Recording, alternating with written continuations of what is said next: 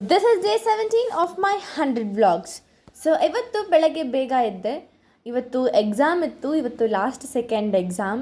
So ಅದಕ್ಕೇ ಬೆಳಗ್ಗೆ ಬೇಗ ಎದ್ದು ಮಮ್ಮಿ ನಾಷ್ಟ ಮಾಡಿದ್ದು, ನಾಷ್ಟ ತಿಂದ್ಕೊಂಡು ಇವತ್ತು ಬಸ್ಸಲ್ಲಿ ಹೋಗೋಣ ಅಂದ್ಬಿಟ್ಟು ಬೇಗ ಮನೆ ಬಿಟ್ಟೆ.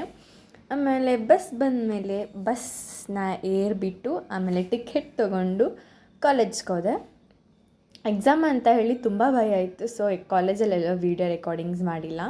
ಸೊ ಆಮೇಲೆ ಬಂದು ಊಟ ಮಾಡಿದೆ. ಆಮೇಲೆ ನೆಕ್ಸ್ಟ್ ಎಕ್ಸಾಮ್ಗೆ ಓದ್ಕೊಳ್ಳೋ ಅಷ್ಟರಲ್ಲಿ ನನ್ನ ಫ್ರೆಂಡ್ ಕಾಲ್ ಮಾಡಿದ್ಲು, ಮನೆಗೆ ಬರ್ತೀನಿ ಮಚ್ಚ, ಹೊರಗಡೆ ಹೋಗೋಣ, ರೆಡಿ ಆಗು ಅಂತ ಅಂದ್ಬಿಟ್ಟು. ಸರಿ ಅಂದ್ಬಿಟ್ಟು ನಾನು ರೆಡಿ ಆಗಿದೆ. ಅಷ್ಟರಲ್ಲಿ ಅವಳು ಬಂದುಬಿಟ್ಟು ನನ್ನ ಪಿಕಪ್ ಮಾಡ್ಕೊಂಡು ಹೋದ್ಲು.